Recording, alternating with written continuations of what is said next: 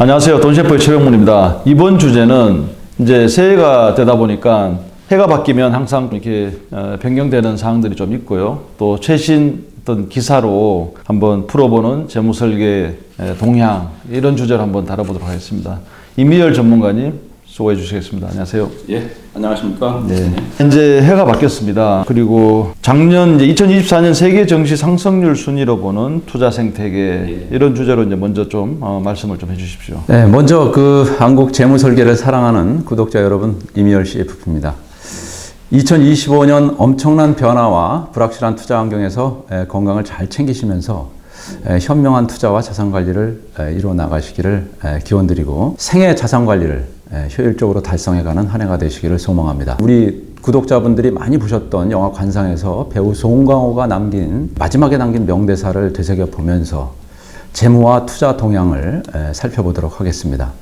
나는 사람만 보았어 세상이 변하는 것을 보았어야 하는데 나는 시시각각 변하는 파도만 본 격이지 바람을 보아야 하는데 파도를 만드는 건 바람인데 말이지 라면서 송강호가 바다를 바라보면서 엔딩 장면을 나오는 것을 봤는데 여기에서 얻는 우리가 이제 인사이트를 보면 파도만 봐서는 우리가 이제 정확하게 현상을 볼 수 없는 거죠. 그죠? 그래서 세상의 바람은 도대체 어떻게 불고 있는지를 한번 짚어보도록 하겠습니다. 2024년 세계 증시 상승률 순위로 보는 투자 생태계는 S&P 500은 2023년 24.2% 지수 상승률을 이끌었습니다. 지난해에도 24% 넘게 이렇게 뛰었고요. 네. 2년 동안의 지수 상승률은 약 50%에 이르렀습니다. 97년과 98년 약 66%에 가까운 상승률에 이어서 역대 2년 연속 상승률 기록으로는 2위였습니다. 자산의 생태계가 이제 많이 변화되고 있음을 보여주는 좋은 사례로 보여주고 있고요. 작년에 보면은 미국의 나스닥이 29.8%가 이제 상승을 했고, S&P 500은 24%, 일본 니케이 지수가 약 20%, 그다음에 이제 중국 상해가 이제 12.8%. 중국도 반등을 한 거네요. 예. 그다음에 이제 우리가 많이 투자하고 있는 또 인도 시장도 8.7% 상승을 했고요. 대한민국의 3대 교육국의 하나인 베트남도 이제 12.1%가 이제 상승을 했습니다. 3대 교육국이라 그러면은 이제 중국, 미국, 베트남 이렇게 이제 3개국이 한국의 3대 교육국에 들어갑니다. 그런 반면에 한국의 코스피는 마이너스 9.3%, 그 다음에 코스닥은 마이너스 21.7%. 그래서 생태계는 이제 계속해서 이렇게 급변하고 있는 것입니다. 그래서 우리가 이제 세상 돌아가는 생태계를 잘 보셔야 될 것 같습니다. 그러면 2025년 국내 경제 금융의 바람은 어디로 불고 있는가? 참 준비를 아주 잘 해주셨는데 말씀해 주십시오. 이제 2025년에 이제 국내 경제 금융의 바람은 이제 첫 번째 이제 가계 대출에 보면 1주택자 생활안정자 금융 주택담보대출 한도를 1억 원에서 2억 원으로 이제 늘립니다. 한도를 늘려드리고 신규 분양 아파트 안에 조건부 전세자금 대출도 이제 가능하게 됩니다. 신규 분양 아파트는 등기 등록이 이제 늦게 되기 때문에 전세를 놓기에 이제 매우 이제 불리한 상황이죠. 전세를 놓을 수 있게끔 만들어주기 때문에 가급적 이제 주택을 많이 구입해라. 그리고 원활하게 전세에도 놓을 수 있다. 이런 메시지를 주는 겁니다.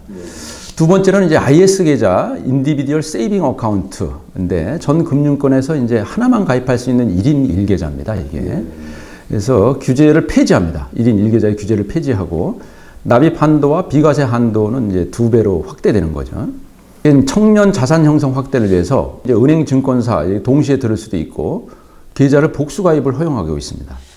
비과세 한도도 확대했고 누적 한도도 기존의 1억 원에서 2억 원까지 확대하는 이렇게 대폭적으로 IS 계좌에 대해서 길을 열어놓은 거죠. 이 청년 자산 형성 확대를 위해서 이제 비과세 한도도 늘려주고 은행 증권사에서도 이렇게 복수 가입을 허용한 거네요. 예, 그렇습니다. 청년 도약 계좌를 보면은 최근 강달러 현상에 이제 원화 가치가 급락한다는 우려가 커지자 시장에 민감한 2030 세대들이 이제 적금을 깨고 비트코인이나 미국 주식으로 이제 몰려가고 있죠. 그런 것들이 현실인데 청년 도약 계좌는 월 70만 원을 이제 5년간 적립할 때는 약 5천만 원을 돌려주는 거죠.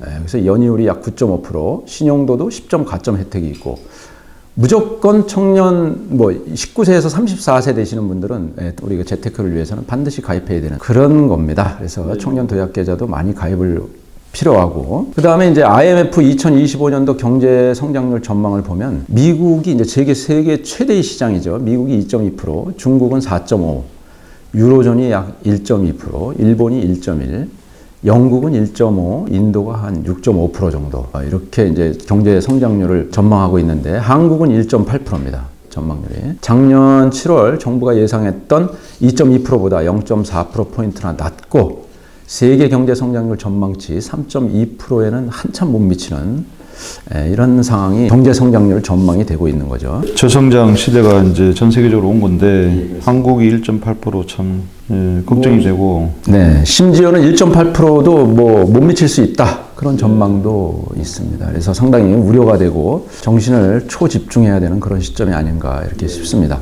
삼성증권에서 이제 30억 이상 자산가 약 350명을 대상으로 그러니까 2025년도 시장 전망을 설문을 했습니다. 거기에 이제 설문한 결과를 보면 오리무중이다. 갈피를 잡을 수 없다.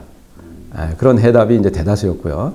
교토 3굴, 영리한 토끼는 3개의 굴을 파놓는다. 그래서 이런 것들이 이제 2025년에 갈피를 잡을 수 없고 그래서 분산 투자를 해야 되고 뭐 이런 것들을 우리가 시그널로 알 수가 있습니다. 자, 또 한편으로 이제 부동산 관심들이 많으실 텐데 2025년 부동산 시장의 바람은 어디로 불고 있는가 한번 말씀해 주십시오. 2025년도에 이제 우리나라에서는 중도상환 수수료, 주택담보대출 1.2에서 약 1.4%인데 신용대출은 뭐 0.8에서 0.6%고 중도상환 수수료가 현재의 절반으로 줄어들게 됩니다. 그래서 중도상환 수수료를 50%로 절감시켜 드렸고 인구 감소 지역에 대해서는 특히 이제 인구 감소 지역이 지방에 많이 나타나고 있지 않습니까?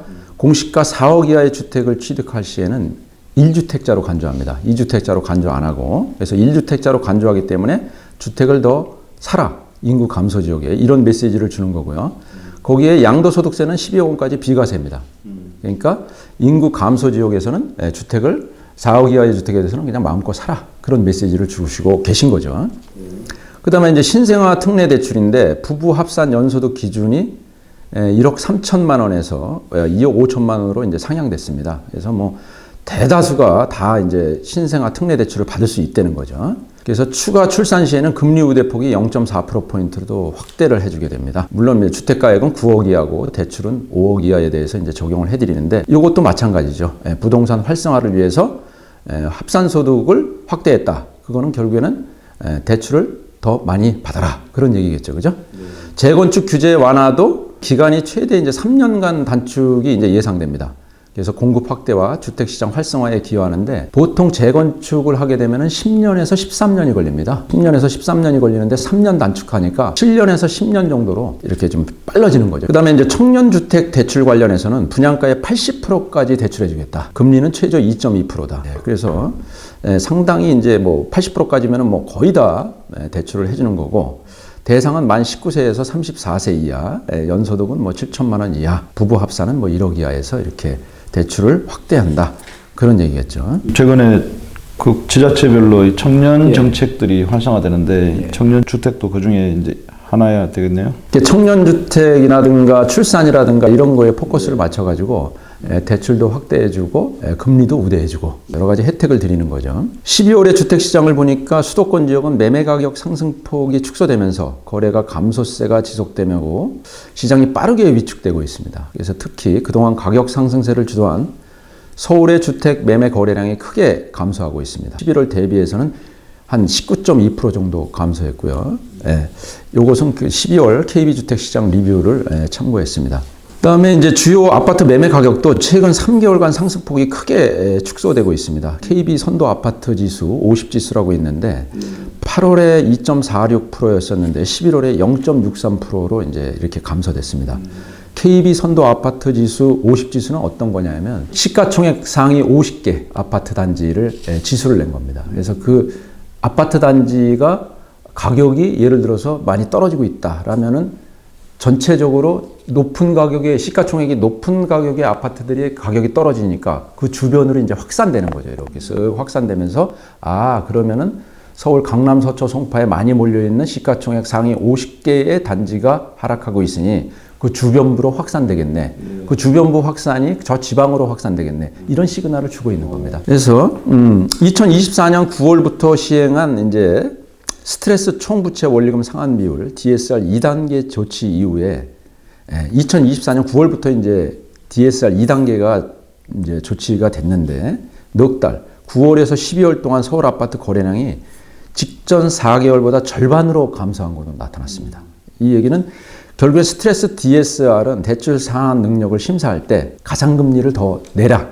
스트레스 금리죠. 스트레스를 더 주는 거죠. 가상금리를 더해 대출 한도를 줄이는 제도이기 때문에 결국엔 대출을 받지 말아라. OECD나 IMF에서 대한민국에 끊임없이 권고하고 있지 않습니까? 여러분 나라에서는 가계대출이 굉장히 높으니 가계대출을 줄여라. 거기에 일환으로서 스트레스 DSR 2단계를 갖다가 실시했는데 이것이 이제 2025년 7월부터는 3단계가 시행 예정입니다. 3단계 시행 예정인데 매매 거래량이 감소하고 아파트 거래량이 감소하면서 가격이 떨어지면은 스트레스 DSR 실시 3단계가 상당히 좀 우려되는 그런 상황이 벌어지고 있는 겁니다. 그래서 시행 유예나 연기 가능성도 조심스럽게 거론될 수 있습니다. 2025년 재테크의 핵심 키워드 트럼프로 준비하셨는데 이게 지금 트럼프 대통령이 이제 1월 21일 날 이제 취임을 하게 됩니다. 예. 그래서 이름으로 이렇게 재밌게 준비해 오셨는데 한번 말씀해 주십시오. 키워드는 트럼프입니다. 먼저 T에서 이제 테리프 관세인데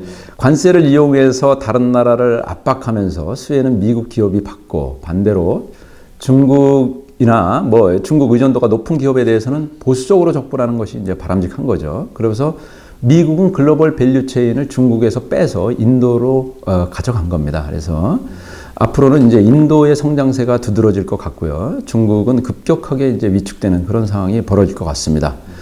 중국 교역도가 높은 대한민국도 거기에 상당한 충격이 올 거라고 이렇게 전문가들은 예측하고 있고요. 두 번째는 이제 레이트 금리입니다. 금리의 방향성을 단정짓기 어려운 만큼 향후 금리 변화에 맞춰서 탄력적인 대응이 이제 필요합니다. 그래서 전문가들은 금리 차이가 1%포인트 이내로 들어오면 한국이 금리를 내릴 여력이 커지고 이 경우 집값은 상승세를 보일 것으로 예상하고 있습니다. 미국 금리와 한국 금리가 1%포인트 내외로 들어오면 이제 그런 건데 현재는 1.5%죠. 미국은 4.5, 한국은 3.0. 1.5%포인트가 이제 나고 있는 겁니다. 금리는 계속해서 사태를 지켜봐야 될 것 같습니다. 전문가들의 예측에 의하면 미국은 상반기에 금리를 조금 더 내리지 않겠냐. 그러면 추가적으로 한국도 따라서 내리지 않겠냐. 이런 예측을 하고 있습니다. 세 번째는 US 달러입니다. 원화 약세가 지속되고 있고 달러 강세 시대에는 수출 지향적인 기업은 글로벌 시장에서 경쟁력 강화로 이득을 볼 수가 있겠죠. 그래서 대표적인 우리가 이제 수출 주도용 전자, 자동차, 반도체 등 이렇게 해서 달러 자산에 갖고 계시면 지금 현재 원화 약세고 달러 강세 시대이기 때문에 미국 시장도 계속해서 예를 들면 S&P 500이라든가 다우지수가 올라가고는 있는데 언제까지 올라갈 수는 없는 것 아닙니까? 그죠? 그래서 일시적 조정이 올 때 달러 자산을 갖고 계신 분들은 여기에 한차익도 보면서 미국 주식시장에 투자도 하면서 해가지고 양방으로 이익을 볼 수 있는 그런 상황이 벌어질 것 같습니다. 네 번째는 이제 매그니피션트 7입니다. M7. 엔비디아, 애플, 테슬라, 마이크로소프트, 알파벳, 아마존, 메타 등 미국의 핵심 7개 기술 기업을 뜻하는 거죠. 그래서 이런 거에 주목해서 2025년도 매그니피션트 7의 바람은 계속해서 거셀 것이다 라는 게 전문가들의 예측입니다. 다섯 번째는 이제 포트폴리오입니다. 2025년 포트폴리오는 금, 리츠, 비트코인 등 다양한 자산과 대만, 인도 등으로 자산별, 국가별 자산으로 분산 투자의 필요성이 대두되고 있습니다. 핵심 키워드는 트럼프, 관세, 금리, US 달러, 매그니피션트 7 포트폴리오. 글로벌 시가총액이 이제 18% 늘어날 때 미국의 나스닥은 41%가 커졌고요. 뉴욕 증시는 약 30%가 증가했습니다. 엄청난 이제 증가 속도를 보이고 있고요. 미국의 시가총액 비중이 10년 전에는 약 전 세계의 36%였었는데 작년 말 수준으로 봐가지고 약 50%에 육박하고 있습니다. 그래서 1989년 이후에 S&P 500 지수가 대통령 취임 첫 해에 하락한 것은 조지 W 부시 대통령 1기 행정부가 출범한 2001년 뿐이었습니다. 당시 닷컴 버블이 붕괴하면서 시장이 흔들리는 와중에 9.11 테러. 이게 이제 결정적인 데미지를 가져와가지고 이렇게 하락을 한 거죠. 지금 미국 대통령 취임 첫 해 주식시장 이것도 아주 이제 재밌는 걸 이제 가져오셨는데 한번 말씀해 주십시오. 미국 대통령 취임 첫 해는 무조건 묻지도 말고 따지지도 말고 상승입니다. 먼저 말씀드린 조지 W. 부시 대통령 2001년도에 마이너스 13.04를 제외하고는 전부 괄목할 만한 상승세를 나타냈습니다. 트럼프 대통령 당선자는 1월 20일 제47대 대통령에 취임 예정이고요. 트럼프 대통령이 취임한 2017년에는 18.7%가 이제 상승을 했습니다. 조 바이든 대통령이 취임한 2021년에는 26.6%가 이제 상승을 해서 뭐 어차피 대통령이 이제 새로 취임하면은 경제 정책에 무게를 두기 때문에 뭔가 또 보여줘야 되지 않습니까? 그래서 이제 증시도 힘을 받은 거죠. 트럼프 2기 행정부에서는 이제 가장 큰 것이 법인세 인하입니다. 법인세 인하가 이제 당장 기업의 수익성에 긍정적으로 작용할 가능성이 이제 굉장히 큰 거죠. 그래서 트럼프 대통령 당선인은 법인세를 15%까지 내리겠다고 이제 공언하신 거예요. 15%까지 내리겠다. 그래서 트럼프 1기 행정부에서 법인세를 35%에서 21%로 인하를 했었죠, 그때. 기업의 실적이 개선될 것이란 기대감이 주가 상승으로 이루어지는 거죠, 이제. 그래서 올해 2025년도에도 이제 지금 상승장을 기대하는 장밋빛을 그리는 그런 전문가들이 대다수입니다. 네. 자, 여기까지 이제 2025년 새해 어떤 전망을 뭐 여러 가지 데이터를 가지고 이제 말씀해 주셨습니다. 또 세부적인 기사를 가지고 최신 기사로 가지고 2부에 또 계속 이어가도록 하겠습니다. 수고해 주신 이미열 전문가님 감사합니다. 예, 수고하셨습니다. 감사합니다.